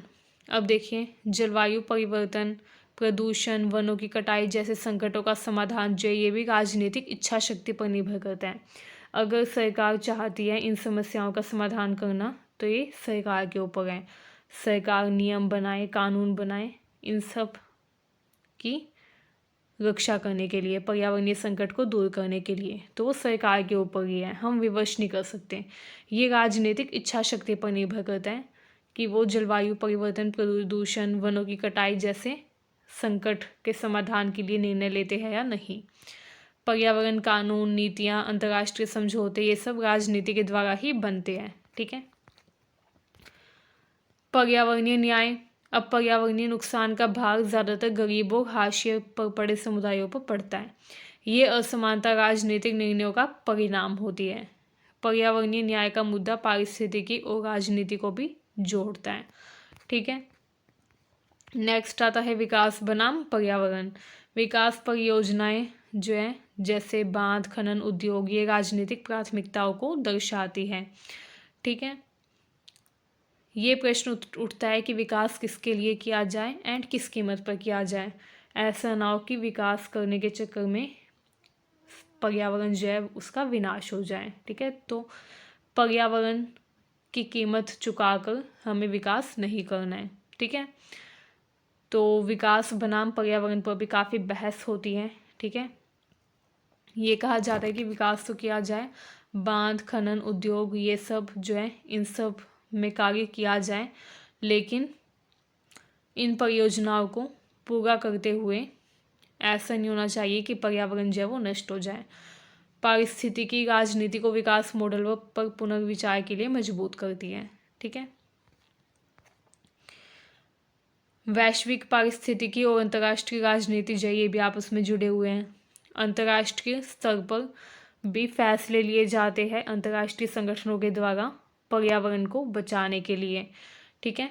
वैश्विक पारिस्थितिकी की रक्षा करने के लिए। जलवायु परिवर्तन सीमाओं से परे समस्या है। ऐसा नहीं है कि एक ही कंट्री में जलवायु परिवर्तन होगा, नहीं, ये पूरे विश्व की समस्या है, तो इससे निपटना भी पूरे विश्व को ही पड़ेगा। विकसित और विकासशील देशों के बीच जलवायु न्याय की बहस होती रहती है। अंतर्राष्ट्रीय राजनीति में पर्यावरण एक प्रमुख एजेंडा बन चुका है। ठीक है। नेक्स्ट है नागरिक आंदोलन और हरित राजनीति। पर्यावरण आंदोलन काफ़ी होते हैं, जैसे चिपको आंदोलन, नर्मदा बचाओ आंदोलन। ये राजनीतिक चेतना पैदा करते हैं, मतलब कि सरकार को अवेयर करते हैं, सरकार को जगाते हैं कि अब पर्यावरण के बचाव के लिए कुछ करो। ग्रीन पार्टी और पर्यावरणीय सक्रियता राजनीति का हिस्सा बनती है। ठीक है। नेक्स्ट आता है पारिस्थितिकी और लोकतंत्र। पर्यावरणीय निर्णयों में भी जन भागीदारी देखने को मिलती है। ठीक है। मतलब कि पर्यावरण से संबंधित जो निर्णय है उसमें जनता भी अपनी भागीदारी देती है। जनता खुद सरकार को प्रेरित करती है ऐसे निर्णय लेने के लिए जो कि पर्यावरण के लिए बेहतर साबित हो। सूचना का अधिकार, जन सुनवाई और पारदर्शिता, इन सब के ज़रिए भी लोग जो है वो सरकार को क्या करते हैं, विवश करते हैं पर्यावरण को संरक्षित करने के लिए, ऐसे नियम बनाने के लिए कि पर्यावरण बच पाए। लोकतंत्र पर्यावरण संरक्षण को मजबूत करता है। ठीक है। क्योंकि लोकतंत्र में सरकार जो क्या करती है, ऐसे नियम बनाती है, ऐसे कानून बनाती है जो कि पर्यावरण की रक्षा करे। क्यों? क्योंकि लोग सरकार को प्रेरित करते हैं ऐसे कानून बनाने के लिए। ठीक है। एंड अगर सरकार पर्यावरण से जुड़े कानून नहीं बनाएगी, फैसले नहीं लेगी, तो लोग चुनाव में उस सरकार को, उस व्यक्ति को, उस पार्टी को नहीं जिताएंगे। ठीक है। तो इसलिए लोकतंत्र पर्यावरण संरक्षण को मजबूत बनाता है। पारिस्थितिकी और नैतिक राजनीति, मतलब कि जो इकोलॉजी है नैतिक राजनीति से भी जुड़ी हुई है। ये बोलती है कि प्रकृति के प्रति हम सब जिम्मेदारी रखते हैं, हम सभी की जिम्मेदारी है प्रकृति की रक्षा करने की। भावी पीढ़ियों के भी कुछ अधिकार हैं, भावी पीढ़ियों के लिए हमें संसाधन बचा कर रखने हैं, ख़त्म नहीं करने। ठीक है। सतत विकास की अवधारणा भी इसमें दी जाती है कि संसाधनों का ऐसा उपयोग किया जाए कि वो भविष्य की पीढ़ी के लिए भी बच पाए। निष्कर्ष देखिए, पारिस्थितिकी और राजनीति गहराई से जुड़ी हुई है क्योंकि प्राकृतिक संसाधनों का उपयोग, संरक्षण और वितरण राजनीतिक निर्णयों पर निर्भर करता है। पर्यावरणीय संकटों के समाधान के लिए केवल वैज्ञानिक नहीं बल्कि न्यायपूर्ण, लोकतांत्रिक और जिम्मेदार राजनीति की आवश्यकता होती है। ठीक है। नेक्स्ट क्वेश्चन आता है राजनीतिक उत्तरदायित्व क्या है। ठीक है। तो राजनीतिक उत्तरदायित्व का मतलब होता है कि राजनीतिक नेता, सरकार और संस्थाएं जो है वो अपने कार्य और निर्णयों के प्रति जवाबदेह होती है। ठीक है। मतलब वो जो भी काम कर रही है, जो भी निर्णय ले रही है, उनके प्रति वो जवाबदेह है। ठीक है। जनता के तरफ। ठीक है। मतलब जनता जो है वो उनसे सवाल कर सकती है, जनता के प्रति वो जवाबदेह होते हैं अपने कार्य, अपने निर्णयों के लिए। ठीक है। इसका उद्देश्य ये सुनिश्चित करना है कि सत्ता का उपयोग पारदर्शिता, न्याय और समाज के हित में हो। सत्ता का उपयोग इसलिए किया जाए ताकि समाज में पारदर्शिता बनी रहे। ठीक है। ताकि न्याय सुनिश्चित हो सके, ताकि समाज का हित हो सके, इसके लिए सत्ता का उपयोग हो, ये सुनिश्चित करना ही राजनीतिक उत्तरदायित्व है। ठीक है। ये लोकतांत्रिक शासन का मूल तत्व है क्योंकि नागरिकों के लिए लेखा जोखा और जवाबदेही की प्रक्रिया इसमें मौजूद होती है। आइए अब देखते हैं राजनीतिक उत्तरदायित्व की प्रमुख विशेषता क्या है। तो इसमें उत्तरदायी शासन होता है, सरकार और नेता अपने निर्णयों के लिए जिम्मेदार होते हैं, पारदर्शिता होती है, मतलब नीति और निर्णय प्रक्रिया जो वो स्पष्ट होती है, वो सार्वजनिक होती है। ठीक है। नेक्स्ट है जवाबदेही होती है, मतलब कि जवाबदेही होती है जनता और संस्थाओं के प्रति। ठीक है। जो सरकार है वो जवाबदेह होती है अपने कार्यों के लिए, अपने निर्णयों के लिए जनता के प्रति और संस्था के प्रति सरकार को जवाब देना होता है। कानून और संवैधानिक मर्यादा होती है, सभी निर्णय संविधान और कानून के अनुरूप होते हैं। नैतिक और वैधानिक जिम्मेदारी होती है, केवल कानूनी नहीं बल्कि नैतिक जिम्मेदारी भी इसमें शामिल होती है। ठीक है, आइए अब देखते हैं पर्यावरणीय संकट और राजनीतिक उत्तरदायित्व का आपस में क्या कनेक्शन है। पर्यावरणीय संकट को लेकर क्या राजनीतिक उत्तरदायित्व है एंड क्या इसकी भूमिका है। तो सबसे पहले पर्यावरणीय संकट क्या है। पर्यावरणीय संकट वो स्थिति है जिसमें प्राकृतिक संसाधनों का अत्यधिक दोहन, प्रदूषण होता है। ठीक है, जलवायु परिवर्तन और जैव विविधता की हानि होती है, जिससे समाज पर और पृथ्वी पर गंभीर असर पड़ता है। इसके उदाहरण है ग्लोबल वार्मिंग, वनों की कटाई, जल संकट, वायु प्रदूषण, अपशिष्ट प्रबंधन की समस्या। ठीक है, मतलब कूड़ा कचरा कहाँ पे इकट्ठा करें, कैसे उसका प्रबंधन करें, ये भी एक बड़ी समस्या है। ठीक है, जो कि पर्यावरणीय संकट को बढ़ा रही है। राजनीतिक उत्तरदायित्व इस संदर्भ में क्या काम करता है। अब देखिए, राजनीतिक उत्तरदायित्व का आशय है कि सरकार, नेता और राज्य जो है उनको जनता और कानून के सामने जवाबदेह होना है। ठीक है, उनको ऐसी नीतियाँ भी बनानी है कि अगर कल को जनता उनसे सवाल करे तो वो बता सके कि हमने क्या कार्य किया है। ठीक है, इसका उद्देश्य है सुनिश्चित करना कि सत्ता का उपयोग न्याय, पारदर्शिता और समाज के भले के लिए हो।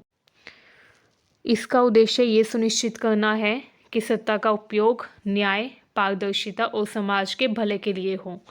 एंड समाज का भला कब होगा, जब पर्यावरणीय संकट को दूर कर पाएगी सरकार। ठीक है, पर्यावरणीय संकट और राजनीतिक उत्तरदायित्व का क्या संबंध है। तो देखिए, राजनीतिक उत्तरदायित्व ये सुनिश्चित करता है कि संसाधन जो है उनका न्यायपूर्ण प्रबंधन हो। ठीक है, जल, भूमि, वन और ऊर्जा जैसे प्राकृतिक संसाधनों का उपयोग न्यायपूर्ण हो। ठीक है, उनका दुरुपयोग ना किया जाए, उनको बर्बाद ना किया जाए, सतत रूप से उनका उपयोग किया जाए। सतत पोषणीय विकास को बढ़ावा देते हैं, मतलब कि संसाधनों का ऐसे उपयोग करो कि भावी पीढ़ियों के लिए भी वो खत्म ना हो। ठीक है, असंतुलित या लापरवाह संसाधन प्रबंधन जो है पर्यावरणीय संकट को बढ़ाता है। तो सरकार को अपना राजनीतिक उत्तरदायित्व निभाते हुए संसाधनों का न्यायपूर्ण प्रबंधन करना होगा। नीति और योजना निर्माण सरकार की जिम्मेदारी है कि वो सतत विकास और पर्यावरण संरक्षण को ध्यान में रखते हुए नीतियाँ बनाएं। ठीक है, ऐसी नीतियाँ बनाएं जो कि सतत विकास को बढ़ावा दे, पर्यावरण का संरक्षण करें, जैसे प्रदूषण नियंत्रण कानून, जलवायु परिवर्तन नीति, हरित ऊर्जा योजना। ठीक है, नेक्स्ट है जवाबदेही और पारदर्शिता। पर्यावरणीय निर्णयों में जनता को शामिल करना होगा। सरकार का कर्तव्य है कि वो जन सुनवाई, सार्वजनिक रिपोर्ट और जानकारी उपलब्ध करवाएं कि वो क्या निर्णय ले रही है पर्यावरण संकट को दूर करने के लिए। ठीक है, एंड पर्यावरणीय निर्णयों में जनता को भी शामिल करना चाहिए। इससे नेता और अधिकारियों को अपने कृत्यों के लिए जवाबदेह बनाया जा सकेगा। हाशिए के वर्गों की सुरक्षा। पर्यावरणीय संकट जो है गरीबों और हाशिए के वर्गों को सबसे ज़्यादा प्रभावित करता है। राजनीतिक उत्तरदायित्व ये सुनिश्चित करता है कि असमान प्रभावों को कम किया जाए। ठीक है, ये जो असमान प्रभाव पड़ गए हैं, कुछ लोगों के पास पर्यावरण प्रदूषण का ज़्यादा प्रभाव पड़ गया है, कुछ लोगों के ऊपर प्रभाव कम पड़ रहा है। तो ये जो असमान है प्रभावों का वितरण, इसको कम किया जाए, असमानता को कम किया जाए, न्यायपूर्ण समाधान निकाला जाए, ये राजनीतिक उत्तरदायित्व है। ठीक है, हाशिए के वर्गों की सुरक्षा करना। अंतर्राष्ट्रीय उत्तरदायित्व। अब ग्लोबल वार्मिंग, प्रदूषण, ये जो समस्या है ये सीमाओं से परे भी प्रभाव डालती है। जलवायु परिवर्तन, ये समस्याएं जो ये किसी एक देश की नहीं है बल्कि सीमाओं से परे अन्य देशों के भी हैं। तो इसलिए इन समस्याओं का समाधान करने के लिए अंतर्राष्ट्रीय समझौतों और वैश्विक पर्यावरणीय नीतियों का पालन करना होगा। ठीक है, तो राज्यों की जिम्मेदारी है कि वो अंतर्राष्ट्रीय समझौते जो भी हुए हैं, जो भी वैश्विक पर्यावरणीय नीतियाँ बनाई गई है प्रदूषण को कम करने के लिए या पर्यावरणीय संकट को रोकने के लिए, उन नीतियों का पालन करें। ठीक है, राजनीतिक उत्तरदायित्व अगर नहीं होगा तो इसका परिणाम क्या होगा। इसका परिणाम ये होगा कि पर्यावरणीय विनाश और संकट में वृद्धि होगी। अगर सरकार जो है वो राजनीतिक उत्तरदायित्व को महसूस ही नहीं करेगी, कोई कदम ही नहीं उठाएगी पर्यावरणीय संकट को ख़त्म करने के लिए।